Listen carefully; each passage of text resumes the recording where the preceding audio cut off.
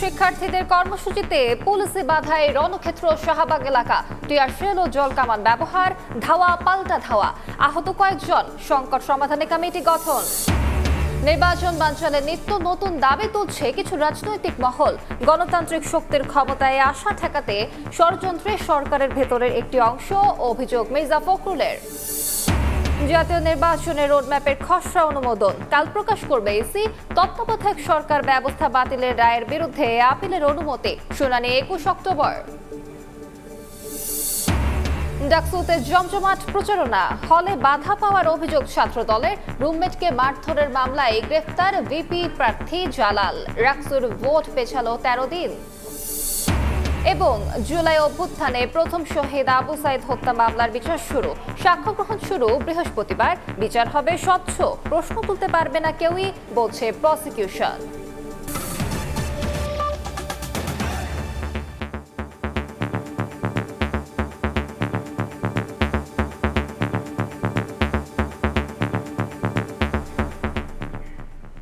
সময় সংবাদের সঙ্গে আছি আমি আলিশা ইসলাম।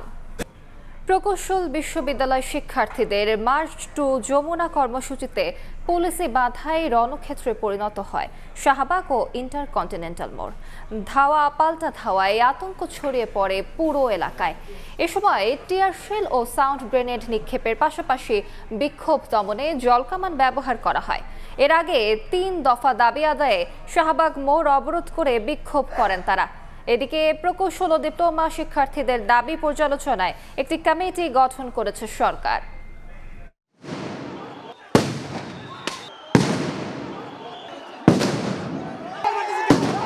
দাবি আদায়ে স্লোগান নিয়ে শাহবাগ থেকে যমুনার দিকে এগোতে থাকেন আন্দোলনরত বিএসসি প্রকৌশলী শিক্ষার্থীরা। কিছু দূর যাওয়ার পরেই পুলিশের বাধার মুখে পড়েন তারা। শুরু হয় ধাওয়া পাল্টা ধাওয়া। এক পর্যায়ে শিক্ষার্থীদের ছত্রভঙ্গ করতে সাউন্ড গ্রেনেড ছোড়ে পুলিশ। সঙ্গে সঙ্গে জনশূন্য হয়ে পড়ে ইন্টারকন্টিনেন্টালের সামনের রাস্তা। আশপাশের সড়কেও বন্ধ হয়ে যায় যান চলাচল। কাঁদানে গ্যাস আর জলকামানের রঙিন পানিতে ভিজলেও রাস্তা ছাড়তে নারাজ আন্দোলনকারীরা, দেন নানা স্লোগান। সংবেদনশীল এলাকা হওয়ায় জমায়েত ভাঙতে এক পর্যায়ে লাঠিচার্জ করে পুলিশ। এতে আহত হন বেশ কয়েকজন শিক্ষার্থী এবং পুলিশ সদস্য, যারা চিকিৎসা নিচ্ছেন আশপাশের হাসপাতালগুলোতে। পরিস্থিতি কিছুটা স্বাভাবিক হলে শাহবাগ মেট্রো স্টেশনের নিচে অবস্থান নেন শিক্ষার্থীরা। এদিকে এ ঘটনার জন্য একে অপরকে দোষারোপ করেছেন শিক্ষার্থী এবং পুলিশ। আমরা তো শান্তিপূর্ণভাবে বসছিলাম না, মাঝখানে কতবার আমাদের সাউন্ড গ্রেনেড মারা হয়েছে। পুলিশ আমাদের নিজস্ব বুয়েটের শান্তিপ্রিয় বুয়েট সকল প্রকৌশলীদের উপরে কিন্তু ঝাঁপিয়ে পড়েছে। শান্তিপূর্ণভাবে ছিল, আমরা কিন্তু এই যে শাহবাগের মতো একটা গুরুত্বপূর্ণ মোড়, আমরা কিন্তু তারপরও কিচ্ছু বলে নাই। তারা প্রচুর ইট মারছে, আর যে তাদের কাছে যে হেক্সা চাকু টাইপের ছিল, এটা কয়েকটা জায়গায় আমাদেরকে মারার কারণে আমাদের কয়েকটা ছেলেপেলে কিন্তু এখন গুরুতর আহত। এর আগে বেলা 11টার দিকে মিছিল নিয়ে বুয়েট থেকে এসে শাহবাগ মোড়ে অবস্থান নেয় শিক্ষার্থীরা। পূর্ব ঘোষণা অনুযায়ী বুয়েট, রুয়েট, চুয়েট ও কুয়েটের শিক্ষার্থীদের অবস্থান কর্মসূচিতে যুক্ত হন বিভিন্ন প্রকৌশল অনুষদের শিক্ষার্থীরাও। তুলে ধরেন নিজেদের দাবির যৌক্তিকতা। কর্মসূচিতে সংহতি প্রকাশ করেন বুয়েট শিক্ষকও। গত স্বৈরাচার সরকারের রেজিমের সময় যে অন্যায্যভাবে যেই সমস্ত অধিকার আমাদের প্রকৌশলী বিএসসি প্রকৌশলীদের কাছ থেকে হরণ করা হয়েছে, আমরা স্পষ্ট সেই সমস্ত অধিকার ফেরত চাই। আমরা স্মারকলিপি দিয়েছি, চিঠি দিয়েছি, আমরা মন্ত্রণালয় থেকে মন্ত্রণালয়ে ঘুরেছি, প্রত্যেকটা প্রতিষ্ঠানে আমরা গিয়েছি, কিন্তু তারা আমাদেরকে ইগনোর করেছে। এসএসসি পাস করে কে ইঞ্জিনিয়ার হয় ভাই? ওনারা হচ্ছে দশম গেটকে পুরোটা নিজের করে নিয়েছে 100% কোঠা দিয়ে। এখন আমরা এখানে অ্যাপ্লাই করতে পারি না। আবার ওনারা দশম গেটে চাকরি পাওয়ার পর কিছুদিন পর প্রমোশন নিয়ে নবম গেটে আসতেছে। তো আমরা এখানে নবম গেটের সুযোগ পাওয়ার পরও আমাদের পর্যাপ্ত পরিমাণ পোস্ট থাকতেছে না। এদিকে বিএসসি ও ডিপ্লোমা শিক্ষার্থীদের দাবি পর্যালোচনা ও সমাধানের লক্ষ্যে বিদ্যুৎ জ্বালানি উপদেষ্টা ফজল কবির খানকে সভাপতি করে 8 সদস্যের কমিটি গঠন করা হয়েছে। সচিবালয়ে উপদেষ্টারা জানান, শিক্ষার্থীদের সঙ্গে যে কোনো সময় আলোচনায় বসতে প্রস্তুত তারা। দেখা করলে আমরা তাদেরকে বলবো যে আমরা তাদের সমস্যা নিয়ে বসবো, তাদের সবার দাবিগুলো শুনে যেটা আমাদের বিবেচনায় ন্যায্য এবং যৌক্তিক মনে হয় আমরা সেরকম একটা সিদ্ধান্ত দেব। একটা কমিটি হচ্ছে, আপা আছেন, আমি আছি, তারপরে হচ্ছে আদিলুর রহমান খান সাহেব আর শিক্ষা উপদেষ্টা আছেন, এবং এর সঙ্গে এই যে এইসব যারা সংগঠন আছে তাদের প্রতিনিধিরাও থাকবে। এর আগে মঙ্গলবার একই দাবিতে শাহবাগে 5 ঘন্টা অবরোধ কর্মসূচি পালন করে শিক্ষার্থীরা। আল আমিন তুষার, সময় সংবাদ, ঢাকা। এদিকে শাহবাগে ব্রিফিং করছেন প্রকৌশল শিক্ষার্থীরা। আমরা সরাসরি চলে যাচ্ছি সেখানে।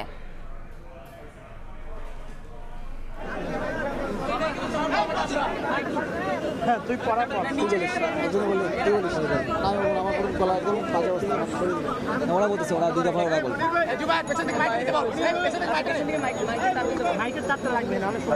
হ্যাঁ আমাদের মাইকে বলতে হবে ভাই আমরা এ পড়ে গেছি একটা এ পড়ে গেছি ওই যে ওই পাশে ওই যে ওই পাশে এটিএম এখানে তো এটিএম নাই আরে ওটা পরে এটিএম হাতে ধরাই দাও এটিএম হাতে ধরাই দাও ভাই এটা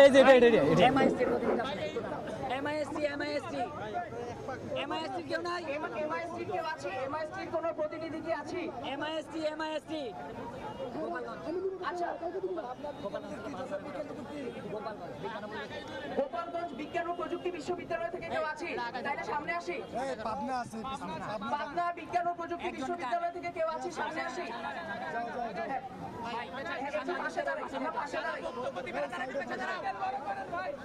আচ্ছা আমরা আমাদের প্রেস ব্রিফিং শুরু করছি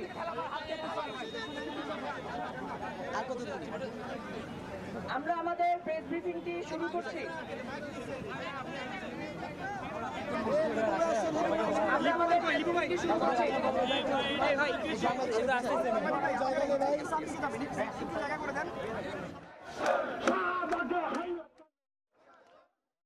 কৌশল ও প্রযুক্তি বিশ্ববিদ্যালয়ের শিক্ষার্থীরা এই মুহূর্তে এই নগরীর তালাইমারিতে অবস্থান করছে। তালাইমারিতে রাজশাহী এবং নাটোর যে মহাসড়ক রয়েছে সেই মহাসড়কে অবস্থান করে তারা বেলা 3:30টা থেকে তারা তাদের যে যুক্তিগুলো রয়েছে, তাদের যে দাবিগুলো রয়েছে সেই দাবিগুলো তুলে তারা স্লোগান দিচ্ছেন। তারা বলছেন যে ঢাকায় প্রকৌশল শিক্ষার্থীদের উপর পুলিশের যে সাউন্ড গ্রেনেড নিক্ষেপ, একই সাথে কেদানো গ্যাস নিক্ষেপ, তাদের উপরে হামলা, লাঠিচার্জ, তারই প্রতিবাদে তারা এখানে অবস্থান করছেন। তারা বলছেন যে এখানে প্রকৌশল যারা শিক্ষার্থী ঢাকায় আন্দোলন করছিলেন তারা আসলে শান্তিপূর্ণ আন্দোলন করছিলেন। সেই শান্তিপূর্ণ আন্দোলনের উপর পুলিশ উস্কানি মূলক আসলে যে হামলাটি করেছে সেই হামলার তারা প্রতিবাদ করছেন এবং এর সাথে যারা দোষী রয়েছেন তাদের চিহ্নিত করে তাদের বিরুদ্ধে তারা তদন্ত এবং বিচার দাবি করছেন। একই সাথে তারা যেটি বলছেন যে তাদের যে 3 দফা দাবি রয়েছে, তারা যেটি বলছেন যে ডিপ্লোমাদের যে কোটা রয়েছে সেই কোটা সম্পূর্ণরূপে বাতিল করতে হবে এবং কেউ যদি প্রকৌশলী পরিচয় দেয় সেক্ষেত্রে তাকে বিএসসি যে ডিগ্রি রয়েছে সেটি অর্জন করতে হবে এবং একই সাথে নবম এবং দশম যে গ্রেডে কোটা প্রথা রয়েছে সেই প্রথাটি সম্পূর্ণরূপে তুলে দিতে হবে। একই সাথে দশম গ্রেডে যে চাকরির ক্ষেত্রে সেটি সম্পূর্ণরূপে যারা বিএসসি পড়ছেন তাদের জন্য উন্মুক্ত করতে হবে এবং তারা বলছেন যে প্রকৌশল শিক্ষার্থীদের উপর যে হামলা সেই হামলা খুবই ন্যাক্কারজনক এবং তাদের যে 3 দফা দাবি এবং হামলার বিচার না হওয়া পর্যন্ত তারা এই তালাইমারি মোড়ে অবস্থান করবেন। আমরা যেটি দেখেছি যে 3:30টার দিকে রাজশাহী প্রকৌশল ও প্রযুক্তি বিশ্ববিদ্যালয় রুয়েটের শিক্ষার্থীরা তাদের ক্যাম্পাস থেকে বের হয়ে আসেন, এরপরে এই তালাইমারিতে অবস্থান নেন এবং তখন থেকেই তারা স্লোগান দিচ্ছেন। আমরা যেটি দেখেছি যে এই তালাইমারি মোড় অবস্থান করার ফলে রাজশাহী থেকে নাটোরগামী যে বাসগুলো রয়েছে সেগুলো বিকল্প পথে চলাচল করছে, অন্যদিকে রাজশাহী নগরী এবং নগরী থেকে নাটোর এবং একই দিকে যে ভদ্রামোড় সেদিককার যে চলাচল আমরা সেই চিত্র দেখছি এবং তারা বলছেন যে তাদের দাবি আদায় না হওয়া পর্যন্ত আন্দোলন চলতে থাকবে। আমরা এই মুহূর্তে যাচ্ছি বুয়েটে, সেখানে ব্রিফিং করবেন সেখানকার পরিস্থিতি নিয়ে। ফজলুল কবির খান, জনাব আদিলুর রহমান এবং সৈয়দা রিজওয়ানা হাসানকে আজকে এসে এর নিশ্চয়তা প্রদান করতে হবে। 3, হামলায় আহত সকল শিক্ষার্থীদের চিকিৎসার ব্যয়ভার সরকারকে বহন করতে হবে এবং উক্ত আন্দোলন চলাকালীন সময়ে সকল শিক্ষার্থীদের সুরক্ষা নিশ্চিত করতে হবে। পুলিশ দিয়ে এই যৌক্তিক আন্দোলনে আর কোন প্রকার হামলা করা যাবে না। পুলিশ দিয়ে আন্দোলন বন্ধ করা যাবে না। পুলিশ দিয়ে আন্দোলন বন্ধ করা যাবে না। পুলিশ দিয়ে আন্দোলন বন্ধ করা যাবে না। 4, রোকন ভাইয়ের উপর হামলাকারীদের অনতিবিলম্বে গ্রেফতার করে আইনের আওতায় আনতে হবে এবং চাকরি থেকে বহিষ্কার করতে হবে।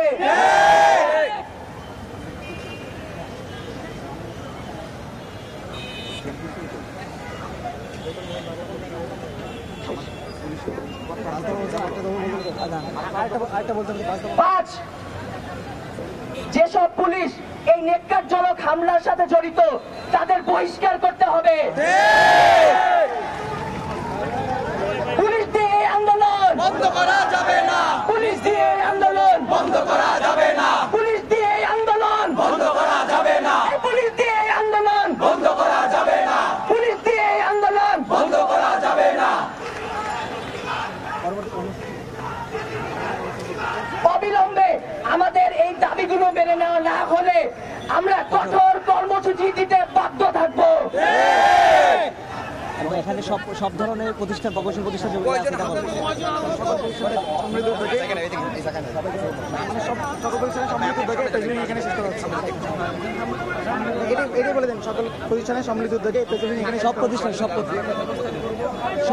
আমাদের দাবি মেনে নেওয়া না পর্যন্ত আমরা সকল শিক্ষার্থী ঢাকা এবং ঢাকার বাইরে সবাই আমরা আজকে এখানে অবস্থান করব। প্রেস ব্রিফিংটি শেষ করা হলো।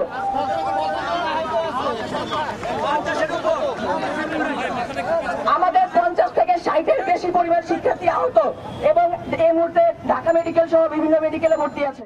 কিন্তু প্রকৌশল শিক্ষার্থীদের উপর যে হামলা করা হয়েছে, যে সাউন্ড গ্রেনেড ছোড়া হয়েছে এবং কাঁদানে গ্যাস ছোড়া হয়েছে, তার প্রতিবাদে চট্টগ্রামেও কিন্তু আন্দোলনে নেমেছে শিক্ষার্থীরা। বিশেষ করে চুয়েট অর্থাৎ চট্টগ্রাম প্রকৌশল ও প্রযুক্তি বিশ্ববিদ্যালয়ের শিক্ষার্থীরা কিন্তু প্রায় এখান থেকে 30 কিলোমিটার দূরের সেই রাঙ্গুনিয়া রাউজান থেকে তারা এসে কিন্তু এই আন্দোলনে যোগ দিয়েছে।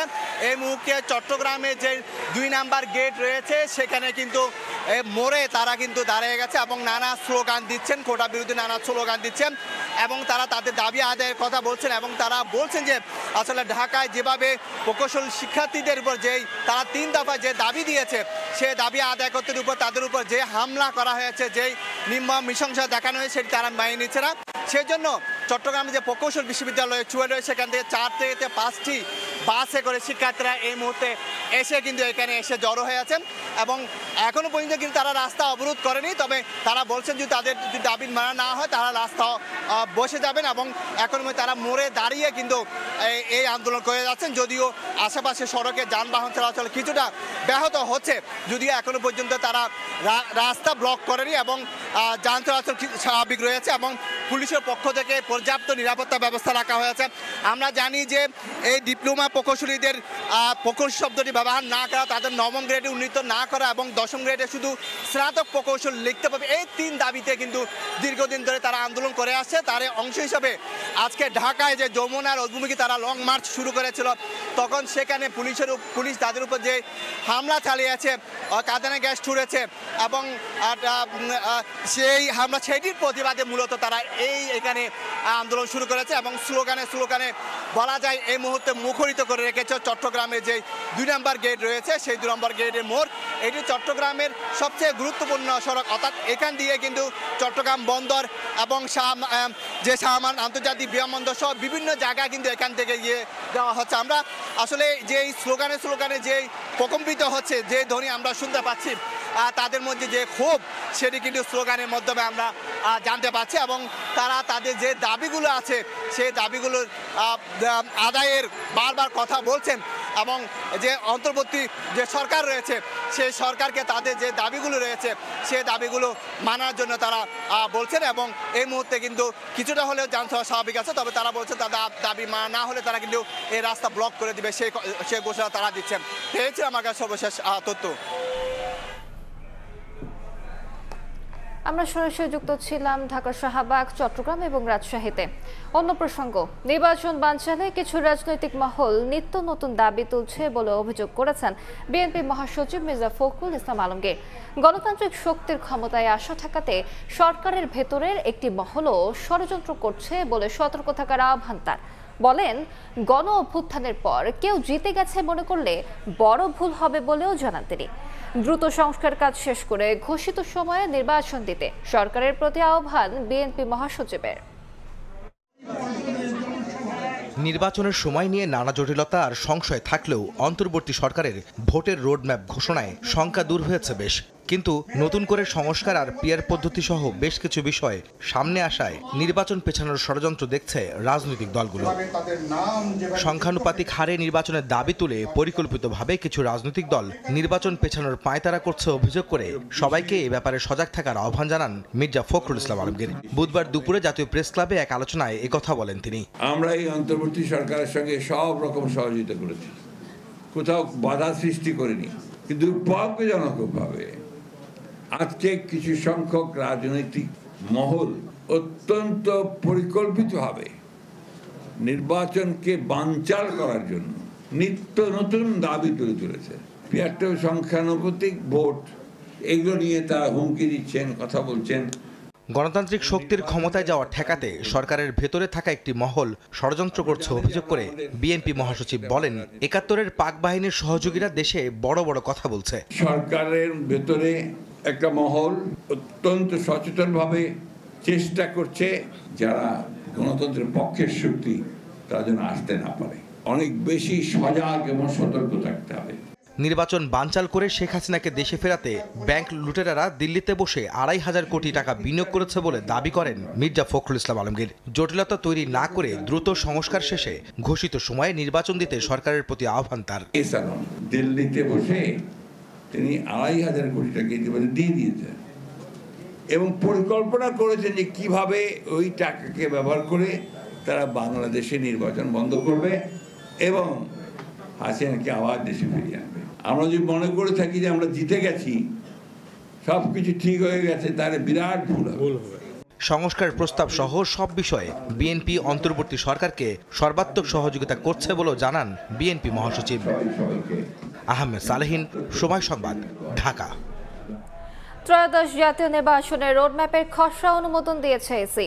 প্রকাশ করা হতে পারে আগামীকাল। আর সেপ্টেম্বরের দ্বিতীয়ার্ধে শুরু হচ্ছে অংশীজনদের সঙ্গে নির্বাচন কমিশনের সংলাপ। এদিকে চতুর্থ ও শেষ দিনের মতো নির্বাচন কমিশনে খসড়া সীমানা নির্ধারণ নিয়ে দাবি আপত্তির শুনানি চলছে।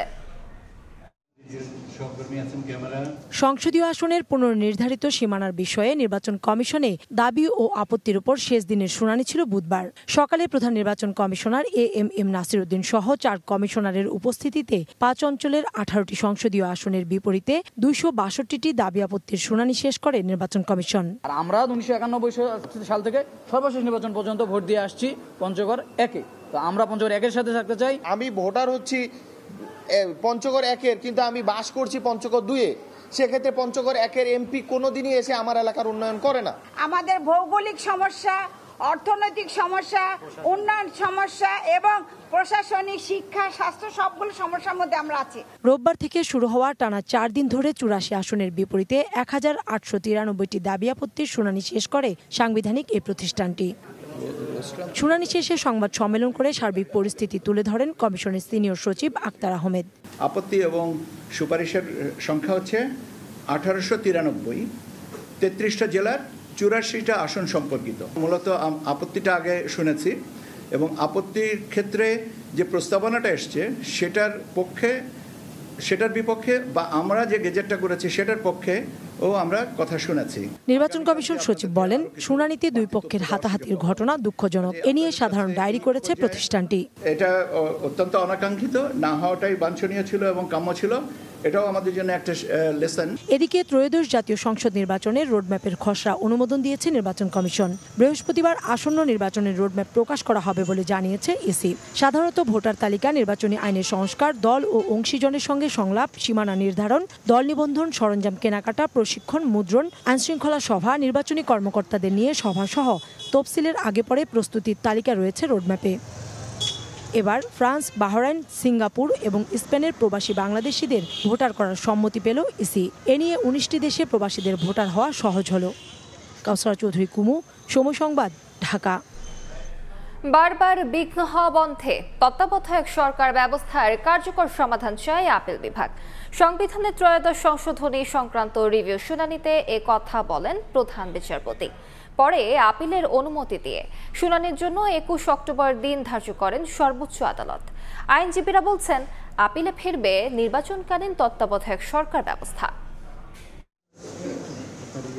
2026 সালের ফেব্রুয়ারিতে ত্রয়োদশ সংসদ নির্বাচনের প্রস্তুতি চলছে। অন্তর্বর্তী সরকারের তরফ থেকেও জানানো হয়েছে ভোট হবে আগামী রোজার আগেই। অন্যদিকে নির্বাচনকালীন তত্ত্বাবধায়ক সরকার ব্যবস্থা ফেরাতে চলছে আইনি লড়াই, যার শুনানি হবে অক্টোবরের শেষের দিকে। প্রশ্ন হচ্ছে, আপিল বিভাগ যদি তত্ত্বাবধায়ক সরকারের বিধান পুনর্বহালের রায় দেন, তাহলে আগামী নির্বাচন কার অধীনে হবে? প্রধান বিচারপতিও রাষ্ট্রের সর্বোচ্চ আইন কর্মকর্তার কাছে জানতে চেয়েছেন, কেয়ারটেকার সরকার ফিরলে সেটি কবে কার্যকর হবে? অন্তর্বর্তী সরকার যেমন সাংবিধানিক পরিকাঠামোর মধ্যে আছে, একইভাবে সুপ্রিম কোর্টের ক্ষমতা আছে তত্ত্বাবধায়ক সরকার কখন থেকে কার্যকর করবেন সেই গাইডলাইন দেওয়ার। আপিল বিভাগের মনোভাব, আবেদনকারীদের অবস্থানে এটি স্পষ্ট। আবারও ফিরছে তত্ত্বাবধায়ক সরকার ব্যবস্থা। সর্বোচ্চ আদালত বলেছেন, সাময়িক নয়, তত্ত্বাবধায়ক সরকার ব্যবস্থা নিয়ে কার্যকর সমাধান চান তারা। তত্ত্বাবধায়ক সরকার ব্যবস্থা বাতিলের রায় এবং নির্বাচন ব্যবস্থা ধ্বংসের দায়ে সাবেক প্রধান বিচারপতি খায়রুল হকের অপরাধ নিয়েও কথা বলেন অ্যাটর্নি জেনারেল। এই রায় লিখার থেকে শুরু করে সিগনেচার করা পর্যন্ত আইনি পরিক্রমায় তৎকালীন প্রধান বিচারপতি ABM খায়রুল হক অপরাধ করেছেন। সে অপরাধ দণ্ডবিধির 219 ধারায় একটি সুনির্দিষ্ট অপরাধ। বিএনপি, জামায়াত সহ আবেদনকারীর আইনজীবীরা বলছেন, তত্ত্বাবধায়ক সরকার ফিরলে সুসংহত হবে দেশের গণতন্ত্র। নির্বাচনকালীন সময়ে একটা নির্দলীয় সরকার থাকা উচিত, এটা হলো রাজনৈতিক সিদ্ধান্ত। তো রাজনৈতিক সিদ্ধান্ততে সাধারণত আদালত সেখানে হস্তক্ষেপ করে না। যদি তত্ত্বাবধায়ক সরকার ব্যবস্থা চালু থাকতো, বাংলাদেশে ফ্রি ফেয়ার নির্বাচন ব্যবস্থা চালু থাকতো, তাহলে কারো পক্ষেই স্বৈর শাসক হয়ে ওঠা সম্ভব ছিল না। সেটি সংবিধানে ফিরে আসবে, মানুষ তার ভোটাধিকার ফিরে পাবে, গণতন্ত্র ফিরে আসবে এবং আগামী দিনের বাংলাদেশের আইনের শাসন, মানবাধিকার সুপ্রতিষ্ঠিত হবে। খায়রুল হকের বিরুদ্ধে আমরা সেই ধারাগুলো চিন্তা করে আমরা পরবর্তীতে আরও মামলা তার বিরুদ্ধে হওয়ার সম্ভাবনা আছে এবং হবে। 2009 সালে আওয়ামী লীগ ক্ষমতায় আসার পর এক রায়ের আলোকে তড়িঘড়ি করে তত্ত্বাবধায়ক সরকার ব্যবস্থা বাতিল করে আওয়ামী লীগ সরকার। সংশোধনী আনা হয় সংবিধানে। আফজাল হোসেন, সময় সংবাদ, ঢাকা। ছাত্র সংসদ নির্বাচনের খবর।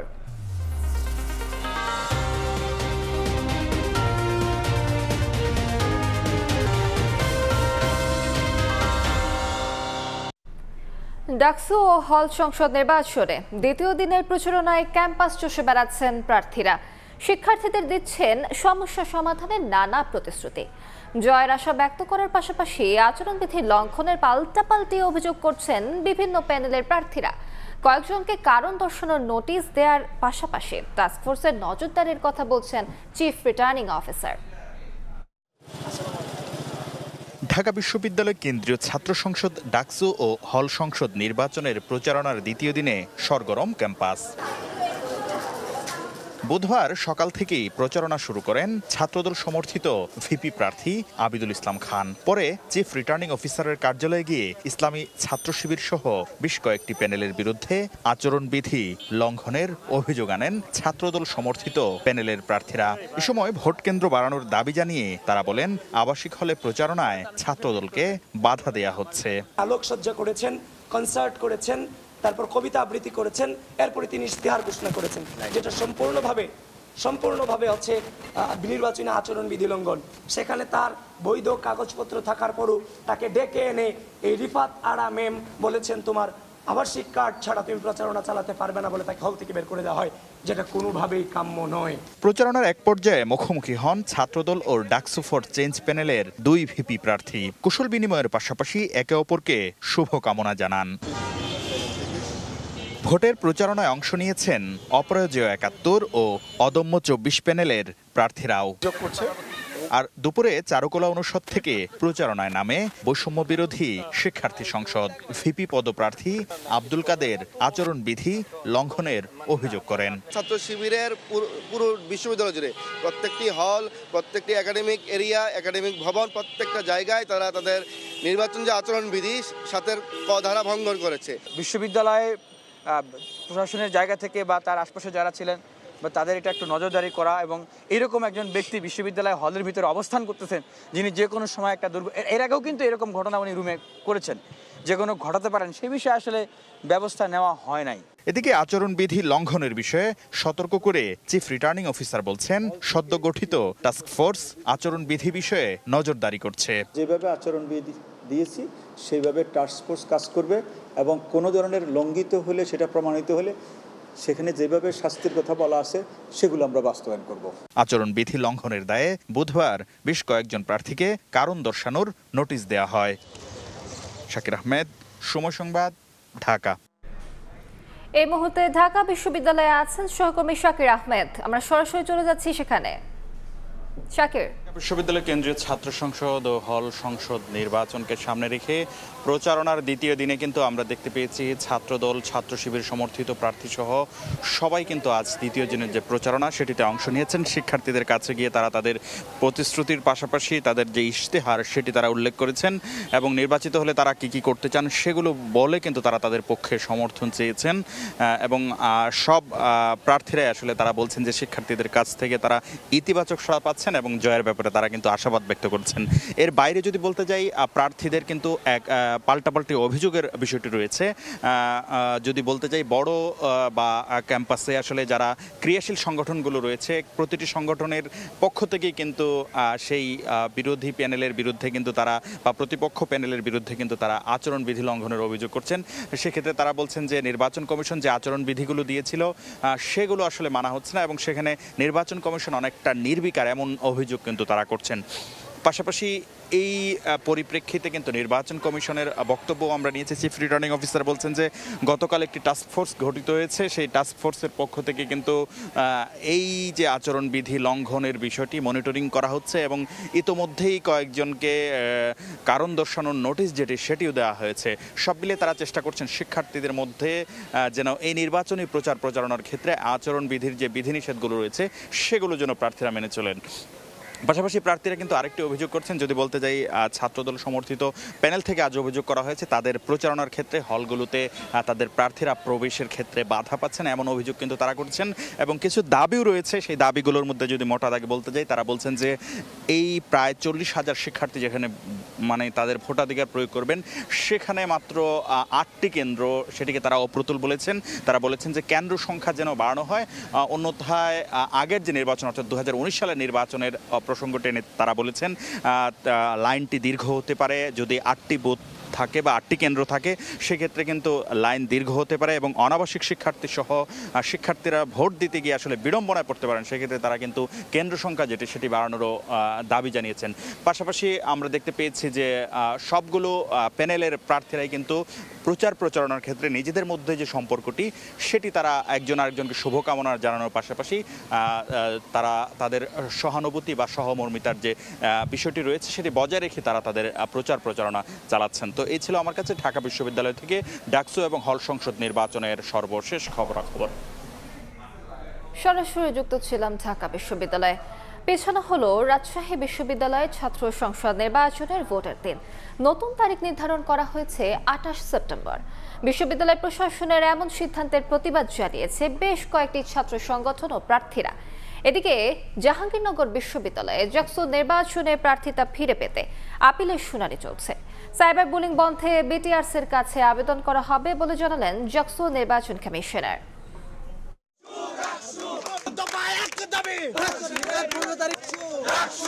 রাজশাহী বিশ্ববিদ্যালয়ে ছাত্র সংসদ, হল সংসদ ও সিনেট নির্বাচন পেছানোর প্রতিবাদে ফুঁসে উঠেছে বিভিন্ন ছাত্র সংগঠন। এর আগে বুধবার সকালে নির্বাচন পরিচালনার দায়িত্বে থাকা শিক্ষক ও কর্মকর্তাদের বৈঠক শেষে সংবাদ সম্মেলন করেন রাকসুর প্রধান নির্বাচন কমিশনার। জানান, নতুন তফসিল অনুযায়ী 15 সেপ্টেম্বরের পরিবর্তে ভোট হবে 28 সেপ্টেম্বর। পেছানো হয় নির্বাচনে অন্যান্য কার্যক্রমের দিনক্ষণ। আমাদের নিরাপত্তার বিষয়গুলো মাথায় রাখতে হচ্ছে, অনেক ব্যাপক প্রস্তুতির বিষয় আছে। সেজন্যই আমাদের এই দিনগুলো আমরা মনে করছি যে দরকার হবে, সেজন্যই আমরা পিছিয়েছি। কারোর দ্বারা প্রভাবিত হয়ে আমরা এটা করি। বিষয়টি নিয়ে মিশ্র প্রতিক্রিয়া শিক্ষার্থী, রাকসু প্রার্থী ও বিভিন্ন ছাত্র সংগঠনের নেতাদের। প্রতিবাদে বিক্ষোভ মিছিল করেছে ছাত্র শিবির। আমি পিওর স্বতন্ত্র, আমার কোনো প্যানেল নাই, আমি রাজনৈতিক দল থেকে না। এই অনুযায়ী আজকে টাইম বাড়ানোর ফলে আমি একটা সুযোগ পাইছি, এটার জন্য আসছি। বিশ্ববিদ্যালয়ের প্রশাসন যে নিরপেক্ষতা যে আগে একটু হলেও ছিল, তা আসলে মনোনয়ন ফর্ম যে তারিখটা পেছানোর কারণে এটাও আসলে তারা হারালো। যারা রাকসুর স্টেক হোল্ডার তাদের নিয়ে রাকসুটা হবে, এটাই আমাদের দাবি। যারা রাকসু ফি দিলে ভোটার হতে পারলো না, তাদের পক্ষে আমরা থাকবো। এত বড় একটা উৎসবের আগের দিন নির্বাচনের তারিখ ঘোষণা করাটা, এটি আমরা মনে করি যে এটি একটি অংশগ্রহণমূলক নির্বাচনের ব্যত্যয়। এর মধ্য দিয়ে কখনো একটি পার্টিসিপেটরি ইলেকশন হইতে পারে না, কখনো একটি ক্রেডিবল ইলেকশন হইতে পারে না। এদিকে জাকসু নির্বাচনে শুনানিতে অংশ নিয়ে 15 জন প্রার্থিতা ফিরে পেয়েছেন। জাহাঙ্গীরনগর বিশ্ববিদ্যালয়ের সিনেট হলে নির্বাচন কমিশনারের কার্যালয়ে সকাল 10টা থেকে দুপুর 1টা পর্যন্ত চলে শুনানি। পরে প্রধান নির্বাচন কমিশনার জানান, সাইবার বুলিং বন্ধের জন্য বিটিআরসিতে করা হবে আবেদন। জাহাঙ্গীরনগর ইউনিভার্সিটির নাম এবং লোগো ইউজ করে যত ধরনের ওই ফেসবুক পেজ আছে আমাদের অনুমোদন ছাড়া সবগুলিকে আপনারা অনুগ্রহ করে বন্ধ করে দেন। এদিকে চট্টগ্রাম বিশ্ববিদ্যালয়ে চাকসু গঠনতন্ত্র সংস্কারের দাবি জানিয়েছে গণতান্ত্রিক ছাত্র জোট ও গণতান্ত্রিক ছাত্র সংসদ। সংবাদ সম্মেলনে গঠনতন্ত্রের বিভিন্ন ধারা সংস্কার কিংবা বাতিলের প্রস্তাবনা দেয় সংগঠন দুটি। অন্যদিকে ছাত্রদলের বিরুদ্ধে চাকসু বানচালের অভিযোগ এনে বিক্ষোভ মিছিল করেছে ছাত্র শিবির। চাকসু শিক্ষার্থীদের অধিকার আদায়ের একটি রাজনৈতিক প্ল্যাটফর্ম। ভবিষ্যতে যেসব নেতৃত্ব চাকসুর মধ্য দিয়ে আসবে তারা যাতে এই গণতান্ত্রিক সমস্যাগুলো বাস্তবায়নের জন্য কাজ করে। বিশ্ববিদ্যালয়ের একটা ছাত্র সংগঠন তারা বিভিন্নভাবে চাকসুকে নষ্ট করার জন্য ষড়যন্ত্র করছে। চলতি সপ্তাহে চাকসু নির্বাচনের তফসিল ঘোষণার প্রতিশ্রুতি দিয়েছে বিশ্ববিদ্যালয় প্রশাসন।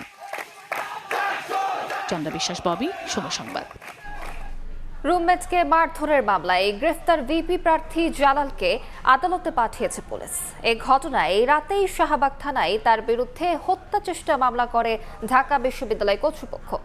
এদিকে ডাকসু নির্বাচন কমিশনার জানিয়েছে, অভিযোগ পেলে বিধিমালা অনুযায়ী জালালের বিরুদ্ধে ব্যবস্থা নেবে টাস্কফোর্স। রুমমেটকে জখমের অভিযোগে ঢাকা বিশ্ববিদ্যালয় কেন্দ্রীয় ছাত্র সংসদ নির্বাচনের স্বতন্ত্র ভিপি প্রার্থী জালাল আহমদের ওপর এভাবেই চড়াও হন ক্ষুব্ধ শিক্ষার্থীরা। পরে পুলিশ তাকে গ্রেফতার করে। এ ঘটনায় রাতেই জালালের বিরুদ্ধে হত্যা চেষ্টা মামলা করে বিশ্ববিদ্যালয় কর্তৃপক্ষ। শাহবাগ থানার ভারপ্রাপ্ত কর্মকর্তা জানান, আদালতে পাঠানো হয়েছে ডাকসুর এ ভিপি প্রার্থীকে। টিউবলাইট দিয়ে ভেঙে এটা ছেলেকে রক্তাক্ত জখম করে। পরে বিশ্ববিদ্যালয় প্রশাসনের প্রভোস্ট স্যার এটা মামলা করে। আমরা আসামি অলরেডি কোর্টে পাঠিয়ে দিয়েছি। এদিকে স্বতন্ত্র ভিপি প্রার্থী জালালের বিরুদ্ধে অভিযোগ পেলে ব্যবস্থা নেওয়ার কথা জানালেন ডাকসু নির্বাচনের প্রধান রিটার্নিং অফিসার। হল থেকে এই পর্যন্ত কোনো অভিযোগ আমাদের কাছে আসে নাই। মামলা হোক যেটাই হোক, আমাদের কাছে আগে তার বিরুদ্ধে অভিযোগটা আসতে হবে। আসলে আমরা সেটা টাস্কফোর্সে দিয়ে দিব। টাস্কফোর্স বসে সিদ্ধান্ত নেবে সে কি আচরণবিধি লঙ্ঘন করেছে কিনা এবং সে অনুযায়ী তার শাস্তিটা নির্ধারিত হবে। এরই মধ্যে জালাল আহমদকে হল থেকে বহিষ্কার করেছে হল কর্তৃপক্ষ। আতাউর কাউসার, সময় সংবাদ, ঢাকা। গভীর শ্রদ্ধায় জাতীয় কবি কাজী নজরুল ইসলামকে স্মরণ করছে অনুরাগীরা। সকালে ঢাকা বিশ্ববিদ্যালয় প্রাঙ্গণে কবির সমাধিতে ফুল দিয়ে শ্রদ্ধা নিবেদন করেছেন বিভিন্ন রাজনৈতিক, সামাজিক ও সাংস্কৃতিক সংগঠনের প্রতিনিধি ও পরিবারের সদস্যরা। বিএনপির জ্যেষ্ঠ যুগ্ম মহাসচিব রুহুল কবির রিজভী বলেন, গণতান্ত্রিক সমাজ প্রতিষ্ঠায় মূল মন্ত্র কাজী নজরুল ইসলামের চেতনা। শ্রদ্ধাঞ্জলি হাতে শত শত মানুষের ভিড়। বাঙালির জাতীয় চেতনার বাতিঘর কাজী নজরুল ইসলামের প্রয়াণ দিবসে তার সমাধি প্রাঙ্গণ হয়ে ওঠে স্মরণ আর ভালোবাসার ভূমি। বাঙালির সকল আন্দোলন সংগ্রামে প্রেরণা জুগিয়েছেন প্রেম ও দ্রোহের কবি নজরুল। জাত ধর্মের বিভেদ পেরিয়ে স্বপ্ন দেখেছেন মানবিক সমাজের। তাই তো তার চলে যাবার অর্ধশত বছর পেরিয়ে গেলেও চিন্তা ও মননে এখনও তিনি আছেন প্রবলভাবে। এই স্বল্প সময়ে এক মহান কবি নিজের পরিচয় তার লেখনীর মধ্য দিয়ে দিয়ে গেছেন। তার মূল্যবোধ, তার অহিংস যেই চিন্তাধারা আমাদের জন্য খুবই পাথেয় বলে আমরা মনে করি। ভোরের আলো ফোটার সঙ্গে সঙ্গে নজরুলের সমাধিতে ফুল দিয়ে শ্রদ্ধা জানান সাধারণ মানুষ, বিভিন্ন সামাজিক, সাংস্কৃতিক ও রাজনৈতিক সংগঠন। নজরুলের সমাধিতে শ্রদ্ধা জানাতে এসে বিএনপির জ্যেষ্ঠ যুগ্ম মহাসচিব রুহুল কবির রিজভী বলেন, গণতান্ত্রিক সমাজ প্রতিষ্ঠায় মূল মন্ত্র নজরুলের চেতনা। এ সময় তিনি রমজানের আগেই অবাধ সুষ্ঠু নির্বাচন অনুষ্ঠিত হবে বলে আশা প্রকাশ করেন। কাজী নজরুল ইসলামের অমর সৃষ্টি যতদিন বেঁচে আছে এদেশের মানুষকে কখনোই মাথা নত করতে দেবে না। আমাদের বিশ্বাস অতি তাড়াতাড়ি রমজানের পূর্বেই একটি অবাধ সুষ্ঠু নির্বাচন অনুষ্ঠিত হবে। বারবার বলার পরও নজরুল রচনার এখনও অনুবাদ না হওয়ায় হতাশা ফুটে ওঠে পরিবারের কণ্ঠে। কাজী নজরুল ইসলামকে বহির্বিশ্বে পৌঁছানোর জন্য তার রচনাবলী, অনুবাদ এবং তার যাবতীয় কর্ম, সেগুলো অনুবাদের মাধ্যমে আমরা যেন বহির্বিশ্বে তাকে পরিচিত করতে পারি। জন্মদিন হোক কিংবা মৃত্যুদিন, নজরুলের অদৃশ্য উপস্থিতির আবেগ বাঙালি মাত্রই অনুভব করেন প্রতিদিন। তাই তো তার চলে যাবার অর্ধশত বছর পেরিয়ে গেলেও তিনি আছেন বাঙালির চেতনায় এবং সংস্কৃতির শেকড়ে। তারপরেই প্রশ্ন রাখতে হয় যে বৈষম্যহীন সমাজ এবং মানবিক সমাজের স্বপ্ন তিনি দেখেছেন তার কতটুকু পূরণ হয়েছে। মামুনুর রশিদ পনেল, সময় সংবাদ, ঢাকা। ডাক বিভাগের মালিকানায় থাকছে না নগদ। বাংলাদেশ ব্যাংকের গভর্নর জানিয়েছেন, মোবাইলে আর্থিক সেবা দেয়া প্রতিষ্ঠানটি পরিচালনার সক্ষমতা নেই ডাক বিভাগের। নতুন মালিকের কাছে নগদের দায়িত্ব হস্তান্তর করা হবে চলতি বছরে। 2019 সালের 26 মার্চ দেশে মোবাইলে আর্থিক সেবা দেওয়া শুরু করে নগদ। যাত্রা শুরুর 6 বছরেই প্রতিষ্ঠানটির গ্রাহক ছাড়িয়েছে 9 কোটি। দৈনিক লেনদেন হচ্ছে গড়ে প্রায় 1300 কোটি টাকা। জুলাই অভ্যুত্থানের পর নগদে প্রশাসক নিয়োগ দেয় অন্তর্বর্তী সরকার। প্রশাসক বসানোর পর নিরীক্ষায় 2356 কোটি টাকার আর্থিক জালিয়াতির তথ্য উঠে আসে। মামলা করে বাংলাদেশ ব্যাংক। এমন পরিস্থিতিতে এবার নগদের মালিকানা পরিবর্তনের উদ্যোগ নেওয়া হয়েছে। বুধবার রাজধানীর হোটেল সোনারগাঁওয়ে ক্যাশলেস বাংলাদেশ সামিটে কেন্দ্রীয় ব্যাংকের গভর্নর জানান, সরকারের উচ্চ পর্যায়ে আলোচনার পর নতুন বিনিয়োগকারীর হাতে নগদকে ছেড়ে দেওয়া হচ্ছে। চলতি বছরেই শেষ হবে পুরো প্রক্রিয়া। We have decided at the highest level that we are going to privatize নগদ and bring new investors. আমরা হয়তো সপ্তাহ খানেকের মধ্যেই এটা বিজ্ঞাপনে চলে যাব। So we hope that in the next 3-4 months we can find one and hand it over. Governor আরও জানান, শিগগিরই বেসরকারি খাতের ক্রেডিট ব্যুরোর জন্য অনুমোদন দেওয়া হবে। কাজ চলছে ব্যাংকিং খাতে নতুন আন্তঃলেনদেন ব্যবস্থা চালুর বিষয়েও। বিল গেটস ফাউন্ডেশনের সাথে আমাদের কথাবার্তা হচ্ছে। মজলুব বলে একটা সিস্টেম আছে যেটা অনেক দেশে প্র্যাকটিস, একটা ওপেন সিস্টেম। এটাকে আমরা বাংলাদেশের হাতে ইন্ট্রোডিউস করতে যাচ্ছি। কথাবার্তা হবে, সেপ্টেম্বর মাসে তারা আসছে এবং তারা টেকনিক্যাল সাপোর্ট দিবে আমাদের এই ব্যাপারে। অনুষ্ঠানে ক্যাশলেস অর্থনীতি গড়ে উঠলে কর ফাঁকি ও দুর্নীতি বন্ধ হবে বলে মন্তব্য করেন এনবিআর চেয়ারম্যান শুভ খান। সময় সংবাদ, ঢাকা। এসডিজির লক্ষ্য পূরণ ও পরিবেশ সুরক্ষায় শিল্প খাতে বর্জ্যকে পুনরায় ব্যবহার উপযোগী করার তাগিদ দিয়েছেন শিল্প উপদেষ্টা আদিলুর রহমান খান। এফবিসিসিআই এর এক আলোচনা সভায় উপদেষ্টা বলেন, শিল্প খাতে পুনর্ব্যবহারযোগ্য কাঁচামালের সরবরাহ বাড়াতে নতুন উদ্যোক্তাদের স্বাগত জানাবে সরকার। For Bangladesh, transitioning to a circular economy is not optional, it's a strategic necessity, it's a must. We must invest in technologies, policies and partnerships that reduce import dependency, attract green investment and strengthen export competitiveness.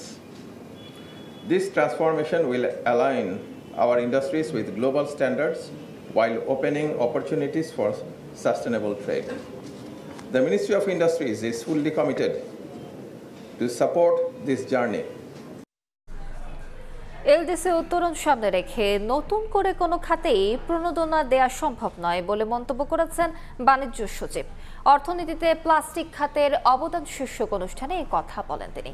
প্রণোদনা না দিলেও শিল্প সুরক্ষায় বিশেষ নজর দেওয়ার দাবি plastic খাত সংশ্লিষ্টদের। দেশে দরকারি প্লাস্টিকের মোট চাহিদার 80% পূরণ করে স্থানীয় প্লাস্টিক শিল্প।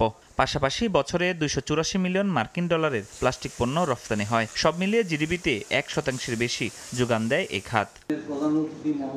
বুধবার রাজধানীর একটি হোটেলে প্লাস্টিক খাতের শীর্ষ সংগঠন BGPMEA আয়োজিত অর্থনীতিতে প্লাস্টিক খাতের অবদান শীর্ষক আলোচনায় এসব তথ্য তুলে ধরেন খাত সংশ্লিষ্টরা।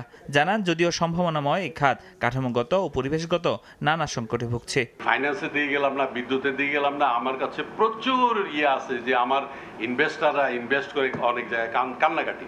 তো এলডিসি গ্রাজুয়েশনের সময় আমি অনুরোধ করব যে নট অনলি প্লাস্টিক, যত ডোমেস্টিক ইন্ডাস্ট্রি আছে, ডোমেস্টিক সার্ভিস সেক্টর আছে, সবাই যেন প্রোটেক্টেড হয়। এ সময় শিল্প খাতে উৎপাদনশীলতা ও কর্মীদের দক্ষতা বাড়ানোর পরামর্শ উঠে আসে। বড় প্রতিষ্ঠানকে ছোট ও মাঝারি শিল্প রক্ষায় এগিয়ে আসার আহ্বান জানান বক্তারা। আপনারা যদি হেল্প করেন যে এই স্পেসিফিক এই 3টা 4টা 5 ধরনের স্কিল আমার প্রয়োজন, তাহলে there are enough resources, enough development partner there to support those. ওনার প্রিপারেশন নিতে হবে আমাদের সবাইকে কিভাবে প্রোডাক্টিভিটি বাড়ানো যায়। অনুষ্ঠানে বাণিজ্য সচিব জানান, স্বল্পোন্নত দেশ থেকে উত্তরণকে সামনে রেখে নতুন করে প্রণোদনা দেওয়ার সুযোগ না থাকলেও প্রাতিষ্ঠানিক সক্ষমতা বাড়াতে শিক্ষা, গবেষণা ও প্রশিক্ষণে সরকারি সহায়তা অব্যাহত রাখা হবে। এলডিসি গ্র্যাজুয়েশনের সাথে সাথে আমাদের কিন্তু কন্টিনিউ করার সুযোগ থাকবে না, but other suppose that can be extended from the government is very much being considered. দেশীয় শিল্পের স্বার্থ সুরক্ষিত রাখতে প্রয়োজনে অ্যান্টি ডাম্পিং শুল্ক আরোপ করা হবে বলেও জানান তিনি। প্রমাণ দাখিল করলে আমরা অ্যান্টি ডাম্পিং দিয়ে দিব। ফরহাদুর রহমান, সময় সংবাদ, ঢাকা। দেশের বাইরের খবর। ভারতের উপর যুক্তরাষ্ট্রের অতিরিক্ত 50% শুল্ক কার্যকর হয়েছে। মার্কিন শুল্কের চাপ মোকাবেলায় দেশবাসীকে দেশীয় পণ্য উৎপাদন ও ব্যবহারের আহ্বান জানিয়েছেন ভারতের প্রধানমন্ত্রী নরেন্দ্র মোদী। শুল্ক নিয়ে উত্তেজনার মধ্যে যুক্তরাষ্ট্র ও ভারতের শীর্ষ কর্মকর্তাদের বৈঠক অনুষ্ঠিত হয়েছে। যুক্তরাষ্ট্রের শুল্ক আরোপের প্রভাব থেকে বাঁচতে এর মধ্যেই তোড়জোড় শুরু হয়েছে ভারতে। আমদানিতে শুল্ক বসায় এবার দেশীয় পণ্যের উপর জোর দিচ্ছে দেশটি। ভারতের স্বাধীনতা দিবসের অনুষ্ঠানে লাল কেল্লা থেকে দেয়া ভাষণে দেশবাসীকে দেশীয় পণ্য উৎপাদন এবং ব্যবহারের আহ্বান জানান প্রধানমন্ত্রী নরেন্দ্র মোদী। ক্ষুদ্র দোকান ও ব্যবসা প্রতিষ্ঠানকে স্বদেশি বোর্ড লাগানোরও তাগিদ দেন। চলতি সপ্তাহে বিভিন্ন অনুষ্ঠানে এই বিষয়ে বারবার তাগিদ দেন মোদী। এছাড়া সাধারণ মানুষ ও ক্ষুদ্র ব্যবসায়ীদের জন্য বড় ধরনের কর ছাড়ের সিদ্ধান্ত নিয়েছে বিজেপি সরকার। কর সংস্কার ও সরলীকরণের জন্য $12 বিলিয়ন আয়কর ছাড় দেওয়ার ঘোষণা দেওয়া হয়। মোদী সরকারের এ উদ্যোগ দেশের ভোক্তা অর্থনীতি ও জিডিপি বৃদ্ধিতে সহায়তা করবে বলে মনে করছেন অর্থনীতিবিদরা। শুল্ক নিয়ে উত্তেজনার মধ্যে মঙ্গলবার দুই দেশের শীর্ষ কর্মকর্তাদের মধ্যে আলোচনা অনুষ্ঠিত হয়েছে। বৈঠকে দুই দেশের প্রতিরক্ষা, শিল্প সহযোগিতা, বিজ্ঞান ও প্রযুক্তি, আঞ্চলিক সম্পৃক্ততা ও গোয়েন্দা তথ্য বিনিময় নিয়ে আলোচনা হয়। উভয় দেশই কৌশলগত অগ্রাধিকার, বাণিজ্য ও বিনিয়োগ, সিভিল নিউক্লিয়ার শক্তি, গুরুত্বপূর্ণ খনিজ, সন্ত্রাসবাদ ও মাদক প্রতিরোধের ক্ষেত্রে সহযোগিতার অঙ্গীকার পুনর্ব্যক্ত করে। আলোচনায় নতুন 10 বছরে ভারত যুক্তরাষ্ট্র মেজর ডিফেন্স পার্টনারশিপের কাঠামো চূড়ান্ত করার বিষয়েও আলোচনা হয় বলে জানা গেছে। সাদিয়া তাসনিম, সময় সংবাদ। খেলার খবর। অ্যাডহক কমিটি গঠনের পর সচল হচ্ছে নারায়ণগঞ্জের ক্রীড়াঙ্গন। নতুন কমিটি এরই মধ্যে আয়োজন করেছে দাবা টুর্নামেন্ট। পর্যায়ক্রমে জেলা লীগ সহ বয়সভিত্তিক ক্রিকেট টুর্নামেন্ট আয়োজন করা হবে বলে জানিয়েছেন অ্যাডহক কমিটির সদস্য মাসুদুজ্জামান। নারায়ণগঞ্জ একটা সময় ছিল দেশের ক্রীড়াঙ্গনের অন্যতম পাইপলাইন, যেখান থেকে প্রতিটি ইভেন্টে নিয়মিত উঠে আসতো খেলোয়াড়। সেই জেলার ক্রীড়াঙ্গন এখন অনেকটাই অচল। নতুন অ্যাডহক কমিটি গঠনের পর সচল হচ্ছে নারায়ণগঞ্জের ক্রীড়াঙ্গন, যেখানে কাজ করার সুযোগ পেয়েছেন সংগঠক মাসুদুজ্জামান, বিদ্যুৎ, এমিলিদের মতো সাবেক খেলোয়াড়। মাস্টার প্ল্যান নিয়ে এগোনোর চেষ্টা বা প্রস্তাব আমি করেছি। আশা করি অক্টোবর নভেম্বর আমরা একটা জায়গায় যেতে পারবো। মাঠটা রেডি হইলে খুব দ্রুত নারায়ণগঞ্জ লিগ শুরু হবে। নারায়ণগঞ্জে একটা সময় জৌলুস ছিল ক্রিকেটের, অথচ এখন প্রায় বন্ধ সেই পথ, যা ব্যথিত করে জাতীয় দলের সাবেক ক্রিকেটার শাহরিয়ার হোসেন বিদ্যুৎকে। ক্রিকেট বোর্ডের আমাদের পাশে থাকতে হবে, যেমন ক্রিকেট কোচিংটা, আম্পায়ারিং কোচিংটা, কিছু আমাদের পিচের যে ফ্যাসিলিটিসগুলি, এগুলি যদি আমাদের বোর্ড থেকে আমরা পাবো, যেহেতু বুল ভাই আমাদের সাথে খেলছে আমাদের বন্ধুর মতো, আমাদের ভেরি ক্লোজ, উনি আমাদের ক্যাপ্টেন ছিল, সো দ্যাট মানে আমরা অনেক কিছু আদায় করে নিয়ে আসতে পারবো। নারায়ণগঞ্জ হলো ঢাকার সাথে জেলা, এখানে আমরা অনেক কিছু আশা করি ক্রিকেট বোর্ডের থেকে। জান পড়ান দিয়ে চেষ্টা করবো আমি যে নারায়ণগঞ্জের খেলাধুলা সব খেলারই, আমার ক্রিকেটটা প্রথমে আমার ফোকাস থাকবে বেশি, তারপর যত স্পোর্টস আছে সব আমি চিন্তা করবো যে অ্যাডপ কমিটির মাধ্যমে, রেজিস্ট্রারের মাধ্যমে আমরা সব আদায় করে নেওয়ার জন্য সব ফেডারেশন থেকে। এই সাবেক তারকার মতে সবার সহযোগিতা পেলে আবারও দাপট দেখাবে নারায়ণগঞ্জের ক্রীড়াঙ্গন। সেই লক্ষ্যে নতুন কমিটি কাজ করে যাচ্ছে বলেও জানান তিনি। তারেক হাসান শিমুল, সময় সংবাদ, নারায়ণগঞ্জ। এ পর্যায়ে শিশু সংবাদ জানিয়ে দিচ্ছি আরেকবার।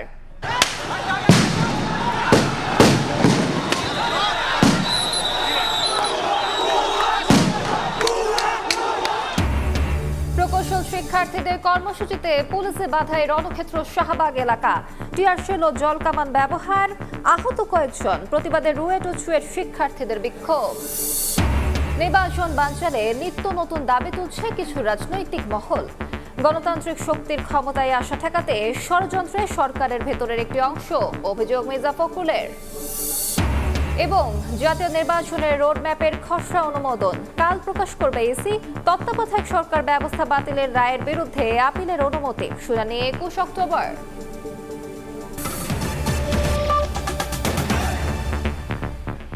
এই ছিল সময় সংবাদে, সঙ্গে থাকুন সময়।